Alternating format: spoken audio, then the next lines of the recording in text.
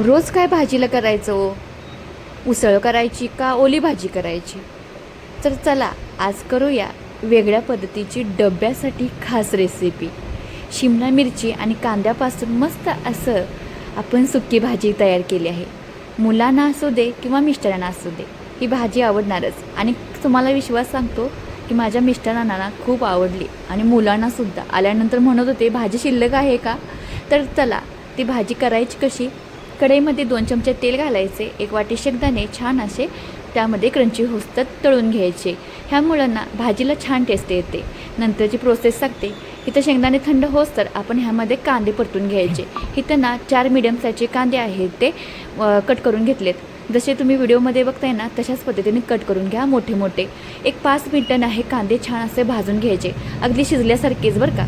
आता आपण जास्त प्रोसेस करायला लागणार नाही भाजी करताना. डब्यासाठी आपल्याला जास्त गडबड असते, त्यामुळे एकदम झटपट रेसिपी असं म्हटलं तरीसुद्धा चालेल बरं का. आता शिमला मिरचीसुद्धा तशीच 5 ते 7 मिनिटं ना आपण परतून घ्यायची. अगदी आपण हे 80% प्रोसेस पूर्ण करणार आहोत भाजीची. कांदा आणि शिमला मिरची अगोदर भाजलं ना ह्याची चव छान येते बरं का. दोन्हीसुद्धा वेगवेगळे भाजा, म्हणजे कांदासुद्धा भाजायला वेळ लागतो आणि शिमला मिरचीसुद्धा कुठली गोष्ट कच्ची राहता कामा नये म्हणून वेगवेगळे सेपरेट भाजा. इथं मसाला 5-7 पाकळ्या लसूण घेतला आहे, लाल तिखट मसाला, हळद घातली आहे, अर्धा चमचा जिरे घातले आहे, थोडंसं फुटाणी डाळ घातले आहे, धने घातले अर्धा चमचा आणि हे सगळं आता मिक्सरमध्ये बारीक करून घ्यायचं. शेंगदाणे आपण तळून घेतल्यामुळं ना एकदम क्रंचीपणा येतो बरं का ह्या भाजीला. ह्यामध्ये पाणी 1 थेंबसुद्धा वापरणार नाही, त्यामुळे भाजी अगोदरच आपला कांदा भाजला आहे, शिमला मिरची भाजली आहे, मसालासुद्धा क्रंची झाला आहे.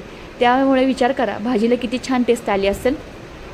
तेल कमी झालं त्यामुळे इथे 1 चमचा तेल ॲड केलं आहे. त्या तेलामध्ये आपण आता जो मसाला मिक्सरमध्ये बारीक करून घेतला आहे, जास्त बारीक करायचा नाही मसाला, थोडासा मोठाच ठेवायचा, म्हणजे भाजीसुद्धा छान चवीला लागते आणि शेंगदाणेसुद्धा खाल्ल्यासारखं लागतात, म्हणजे क्रंचीनेच आपल्याला जाणवतो. तेलामध्ये थोडंसं 1-2 सेकंदांना आपण परतून घेणार आहोत. परतून घेतलं की तेलामध्ये आता हे सगळं कांदा आणि शिमला मिरची जी परतून घेतली होती त्यामध्ये ॲड करायची. थोडा वेळ परतून घ्यायचं आणि बघू शकता हे भाजी तर आपली तयार झाली आहे 90%. थोडीशी 10 मिनटं राहिली आहे, कारण की आपण थोडंसं वाफवून, म्हणजे पाणी घालणार नाही, थोडं वाफवणार आहे, कारण की लाल तिखट आहे ते थोडंसं शिजलं पाहिजे किंवा कच्चापणाचा सुवास नाही आला पाहिजे. त्यासाठी थोडे 5 मिनटे मी तर वाफवून घेतले आहे. गॅसची फ्लेम किंवा शेगडीची फ्लेम आहे ती लो करूनच आपण इथं वाफवून घ्यायची, नाहीतर करपण्याची शक्यता असते. बघू शकताय कलरसुद्धा छान आला आहे आणि चवीलासुद्धा सुंदर झाले आहे.